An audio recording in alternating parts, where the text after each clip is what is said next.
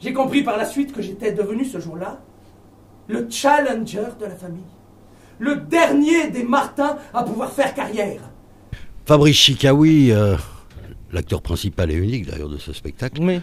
nous donne une magnifique couleur de l'opéra, de l'histoire de l'opéra, et surtout résoudre immanquablement cette prouesse extraordinaire qu'il a à faire d'interpréter.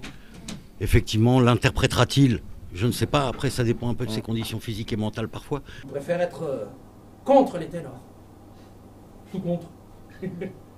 Que contre les sopranos. Aïe! Oui, ni. On dit les soprani.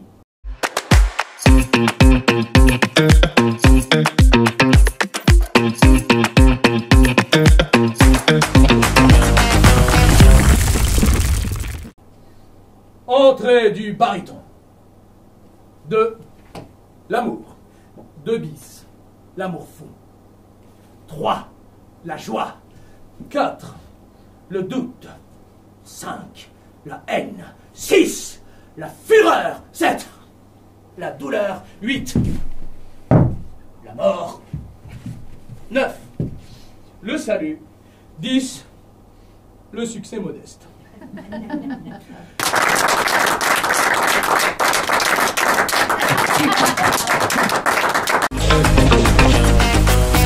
J'étais très étonnée du spectacle, à la fois sur la prestation théâtrale et du chant. J'étais vraiment impressionnée et ravie de cette soirée. Ouais. Je pense que je peux en parler avec un petit peu de précision parce que c'est la seconde, peut-être même la deuxième fois que je vois ce spectacle. Donc je peux voir l'approfondissement, les différences entre la première fois et la seconde. La seconde est vraiment extrêmement intéressante. J'ai été surpris, j'ai l'impression de voir un nouveau spectacle. Donc j'en suis ravi. J'ai apprécié les références à Cobert. Moi j'ai trouvé du Cobert dans cette histoire-là. Bon, même pour la musique, avec les jazz Sirac que peut faire parfois le cher Philippe, le changement de personnage. J'ai beaucoup apprécié l'interprétation et le talent du protagoniste principal, dont je n'ai pas retenu le nom, mais que j'ai vraiment apprécié. Donc j'encourage tous ceux qui ont une sensibilité à l'interprétation, au talent, à la musique et à la représentation, même en début de soirée, un spectacle formidable à voir dans la profondeur, dans la longueur, pour un principe éthéré qui s'appelle l'air de Figaro. Oui, Tita Ufo, le grand Tita Ufo. Document historique. Oui. Enregistrement 78 tours.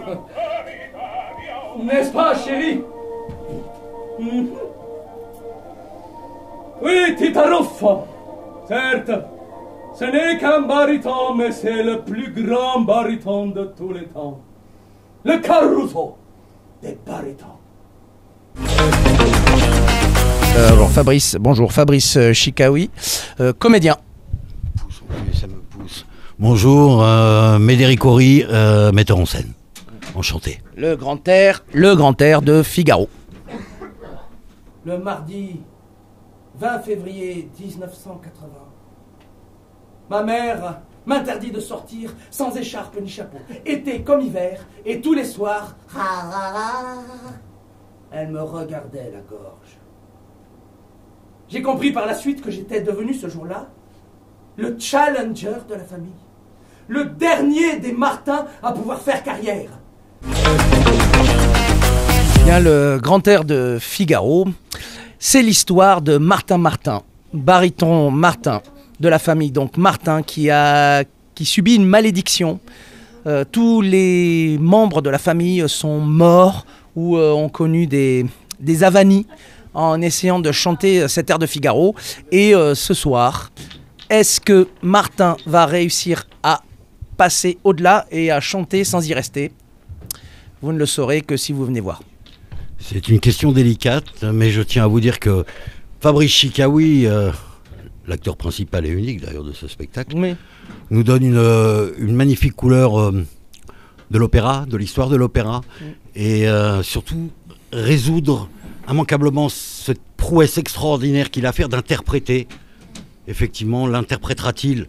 Je ne sais pas, après ça dépend un peu de ses conditions physiques et mentales parfois, mais c'est très compliqué. Mais on y arrive, on y arrive. Moi je l'aime bien Figaro. Oui, non. J'aime bien Figaro. Il est malin. Ah oui. Il est malin, Figaro. Et puis, il meurt pas. Ah non, il meurt pas. Remarquez, les autres, ils meurent bien, hein. Oh, mais là, héroïque. Il y en a même qui se relèvent pour saluer. Mais Figaro, lui, il meurt pas. Non. Non. Ça s'adresse plus au metteur en scène peut-être, à l'acteur aussi qui va répondre. Moi pour ma part j'ai une connaissance pas vraiment de l'opéra mais plutôt de l'opérette, hein, le parent pauvre hein, comme on dit. Mais j'ai pensé que présenter un spectacle comme Le Grand Air de Figaro pouvait vraiment offrir aux gens qui ne sont pas issus véritablement de ce milieu, qui n'ont pas eu la culture nécessaire pour avoir accès à ce genre de choses, d'ouvrir une porte un petit peu, de leur montrer ce que ça peut être et peut-être pourquoi pas leur donner envie et le goût d'aller voir plus loin. Moi personnellement, c'est en tant que comédien, moi je suis tombé dans l'opéra quand j'étais plus jeune par goût et j'ai chanté tout le temps et tout, et puis quand j'ai eu l'opportunité de monter ce texte, ça m'a semblé comme une évidence et je me suis dit oui j'ai envie de jouer ça. Voilà, et de pouvoir chanter, de pouvoir jouer, pas plus quoi, c'était...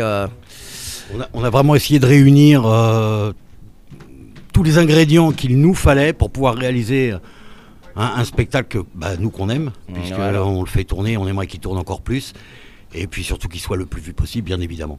Et après que ma mère m'ait recommandé une dernière fois, et surtout mon chéri, tu ne cries pas dans la cour de l'école. Tu ne chuchotes pas non plus. Et en classe, quand tu parles au maître, tu parles bien la voix dans le masque. Le masque. Le masque. Le masque, tu parles. Du coup, les professeurs me mettaient toujours au fond sous prétexte que je parlais trop fort. Monsieur, pourquoi Y est égal à 2x carré plus BX plus C, monsieur? Non, je vends un salon de jardin. Non, c'est pas ça. Moi, j'ai une Mercedes. Non, ça, voilà, mais parce que les beaux jours arrivent. Non, non, mon actualité là pour le moment, c'est de venir ici. Bon, moi, il faut savoir que moi, je viens de loin. Voilà, je viens de l'étranger puisque je viens de Toulouse, exprès pour venir régaler le public parisien et avec plaisir. Voilà, et donc. Moi, mon actualité, c'est pendant 3 mois de venir et me faire plaisir ici, dans cette belle salle du Guichet Montparnasse. Je ne prendrai pas la place de la production parce que je ne suis que le metteur en scène, bien évidemment, mais la production a beaucoup de projets.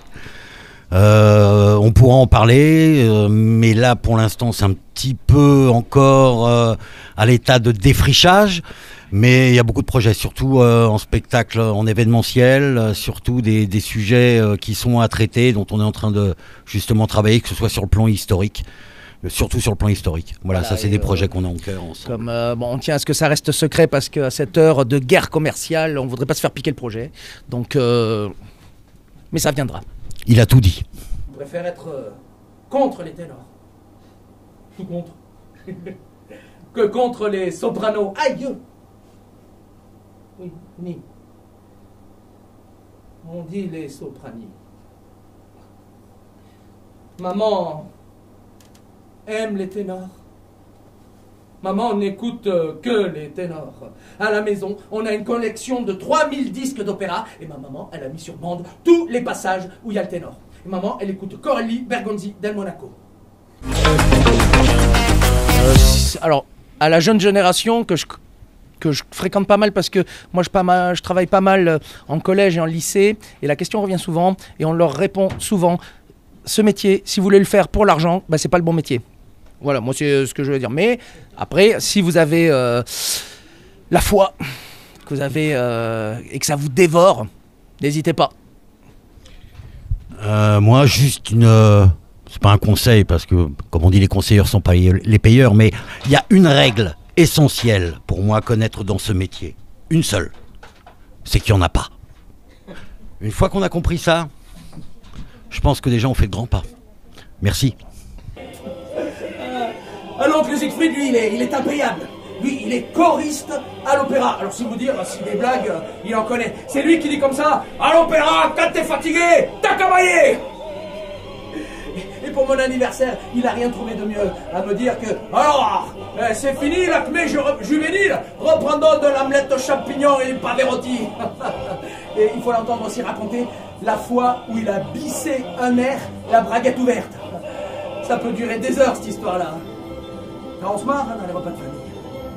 On se marre.